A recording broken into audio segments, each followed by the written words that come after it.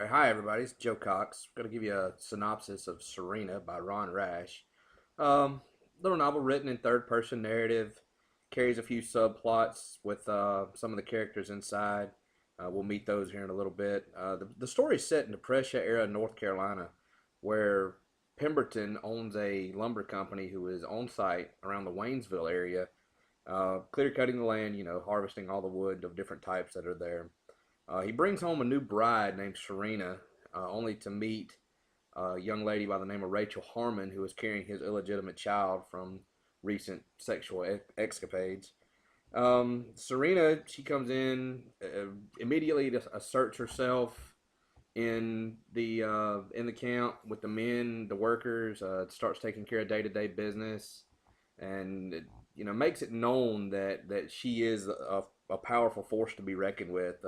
Pemberton soon becomes like a puppet to her almost, to where he jumps at her every whim, does what he can to satisfy her.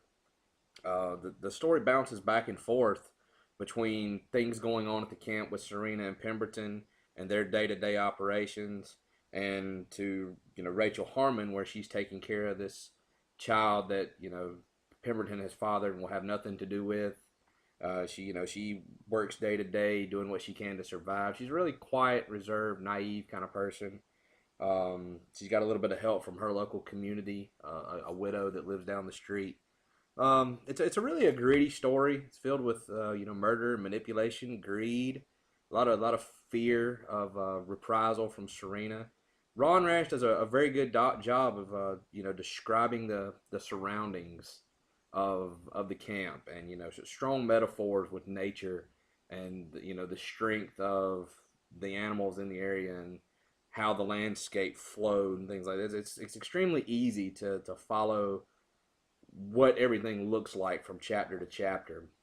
And I'm going to take you through. We're going to meet a few of the characters in the book. George Pemberton, like I said, he's the husband of Serena and the CEO of the company. Real young guy. The story starts off when he's actually in his early 20s. Whenever he meets Serena in Boston, he becomes completely consumed with her.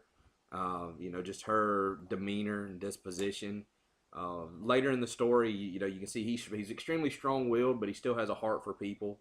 As he starts to worry about his son with Rachel, and worrying about her. And as I said before, he's extremely quick to want to satisfy Serena in her want for power, and her thrive to be needed, and her greed, also with clear cutting the land, and some other little throughputs of the story that lead into how the book ends with being in Brazil, clear cutting land down there.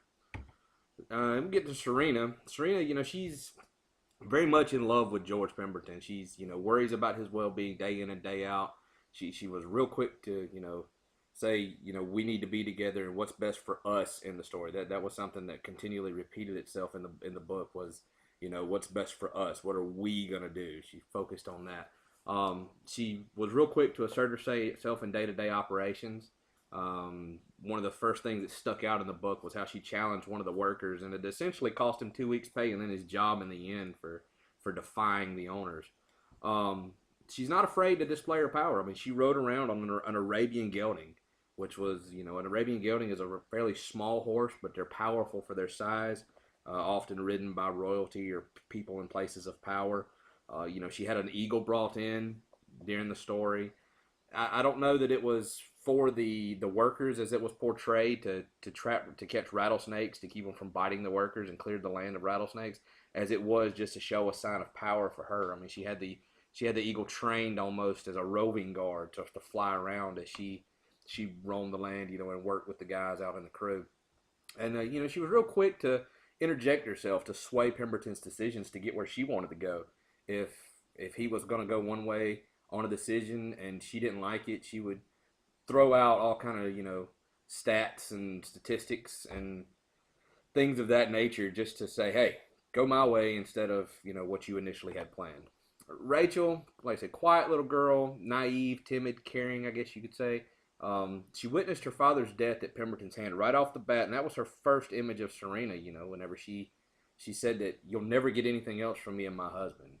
and which wasn't necessarily true. And if you read the book, you'll find that out. Aside from Serena, she doesn't do what has to be done out of greed or power. She does what she has to do to survive. She's really in tune with nature. If she pulls something from the ground, she puts seeds back so it grows back the following season. And toward the end of the book, she actually becomes cold-hearted almost to do what's needed to protect her son and get away from Rachel, which like I said, that's a totally different storyline toward the end. The workers there at the camp, they're a crude type of bunch. They're hard workers, roughnecks, if you will. They thrive through the harsh conditions, the hot summers, the cold winters, the rain, everything else. Several guys actually lose fingers, and one of the main characters toward the end, he loses a hand. One of the other workers that you hear a lot about in the story, he dies from a tree limb falling through the back of his head. There are several chapters in the book where these guys, they let on more than they know. They kind of foreshadow a lot of the Pembertons' actions, and how they think it's kind of funny how people that defy the Pembertons often wind up dead or missing shortly thereafter.